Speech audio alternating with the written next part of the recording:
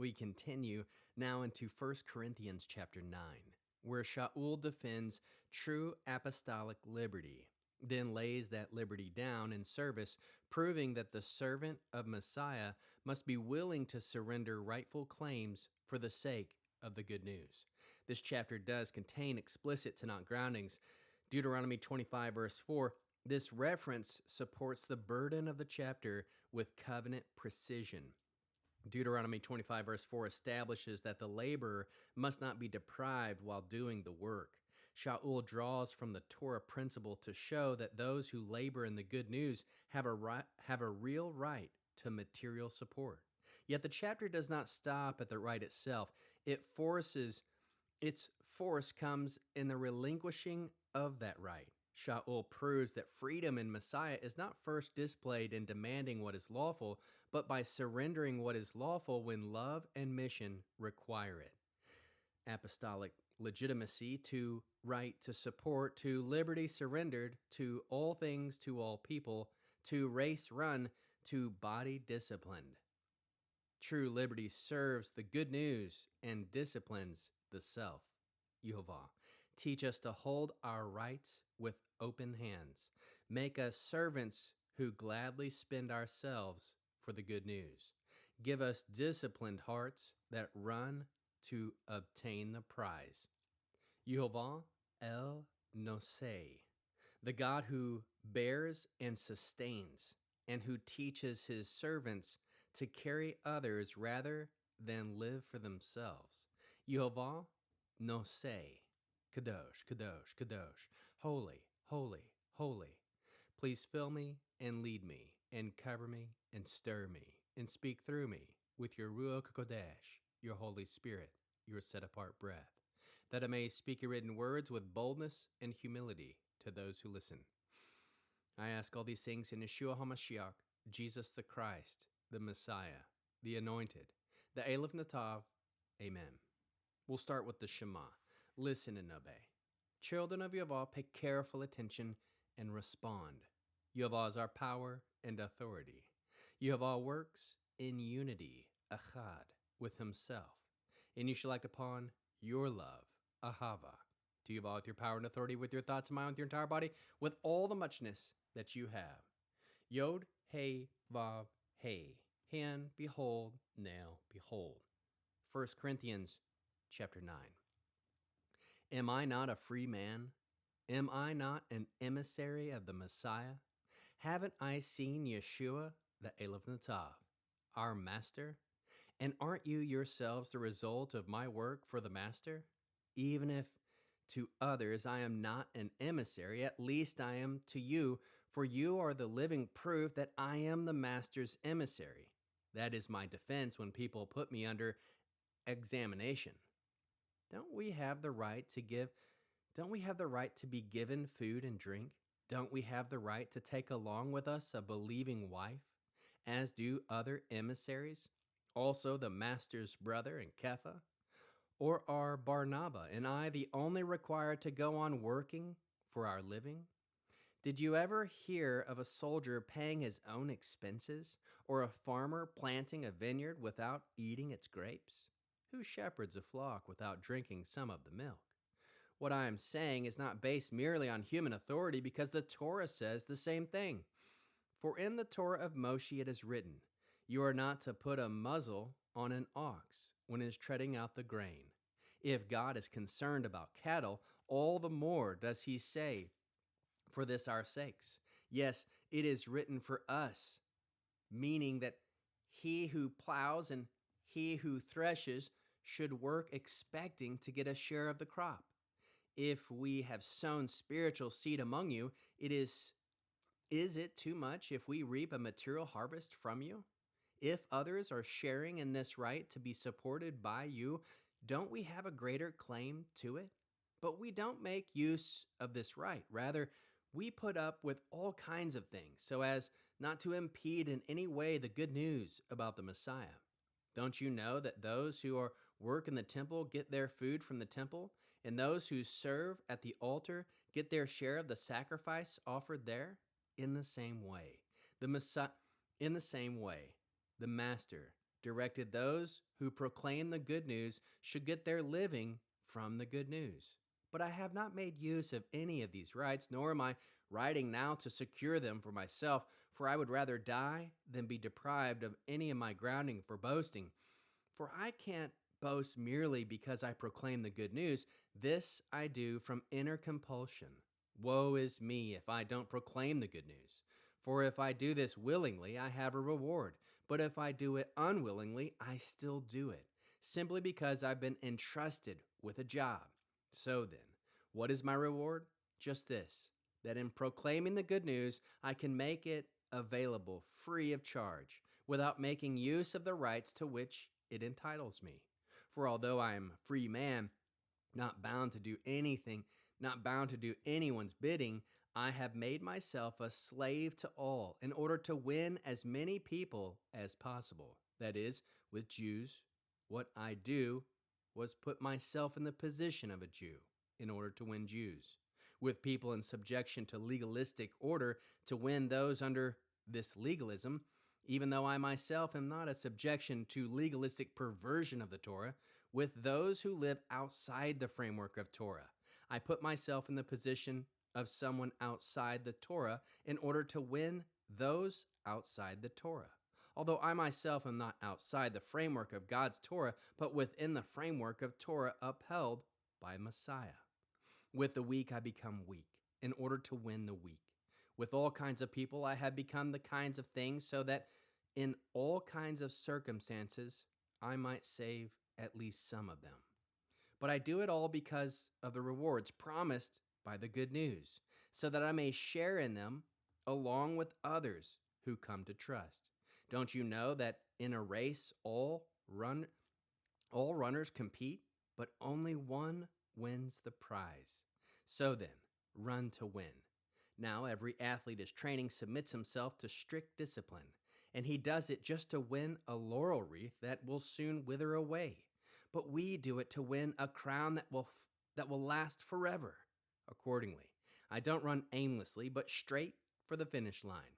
I don't shadow box, but try to make every punch count. I try my body hard and make it a slave, so that after proclaiming the good news to others, I myself will not be disqualified. What is the Hebrew word that encapsulates this chapter? Ma'at, discipline. This chapter presses liberty under mastery so the servant may run faithfully and not be disqualified. Tanakh spine. Deuteronomy 25, verse 4. This Torah reference anchors Shaul's argument that labor in holy service carries rightful claim to provision. The unmuzzled ox becomes a covenant witness that Yehovah carries about just support for those who labor. Yet Shaul's deeper burden is sharper. Though the right is real, he does not weaponize it. He yields it for the sake of the good news, showing that the covenant maturity is not merely knowing one's rights, but knowing when not to press them. Chapter flow. Shaul begins by asking whether he is not free, not an emissary, and whether he has not seen Yeshua our Master. He points to the Corinthians themselves as the seal of his apostleship in the Master, since their existence as an assembly bears witness to his labor. He then turns to defend the apostolic right to material support, asking whether he and Barnabas alone have no right to refrain from ordinary labor. He uses common examples. A soldier does not serve at his own expense, a vineyard planter eats his own fruit, and a shepherd drinks from the milk of the flock. Then he brings in Torah. You shall not muzzle an ox while it treads out the grain, showing that Yehovah's principle includes just provision for laborers. Shaul explains that this was written for our sake, because the plowman and thresher labor in hope of sharing in the harvest. If he and others have sown spiritual things among them, it is not excessive that they should reap material things. Others may share in what is right over the Corinthians, yet Shaul emphasizes that he has an even stronger claim. But here the chapter turns. Though the right is real, he has not made use of it. Instead, he would rather endure all things than put an obstacle in the way of the good news of Messiah. He further reminds them that those serving in temple matters partake from temple service, and in the same way the master ordained that those proclaiming the good news should live from it. Yet again, he insists that he has not used these things, nor is he writing to secure such treatment now. For Shaul, preaching the good news is not a platform for self importance, but a stewardship laid upon him. He says, "Woe to him who does not proclaim it." If he does it willingly, he has a reward. If unwillingly, he still remains under stewardship. His chosen reward, then, is to offer the good news free of charge and not make full use of his rights in it. From there, he broadens the principle. Though free from all, he has made himself a servant to all, that he might win more. To Jews, became a Jew. To those under Torah, under Torah. To those outside Torah, as outside Torah. Though not outside God's law, but under Messiah's law. To the weak he became weak, that he might win the weak. In all this he is not unstable, but strategic in love, becoming all things to all people, so that by all means he might have some. He does all of this for the sake of the good news, so that he may share in its blessings. The chapter closes with athletic imagery. Many run, but only one receives the prize, so run in such a way to obtain it. Athletes exercise self-control for a perishable crown, but believers for an imperishable one. Therefore, Shaul does not run aimlessly or strike the air like a boxer without a target. He disciplines his body and brings it into subjection, lest after proclaiming to others he himself should be disqualified. Right established, to right surrendered, to mission widened, to body disciplined, to prize pursued. Core theme. Shaul's burden in this chapter is to redefine strength. The Corinthians are tempted to think freedom means the assertive use of personal rights. Shaul answers by showing a better freedom, the freedom to surrender what is lawful so that nothing hinders the good news. That is not weakness. That is mature apostolic power under restraint.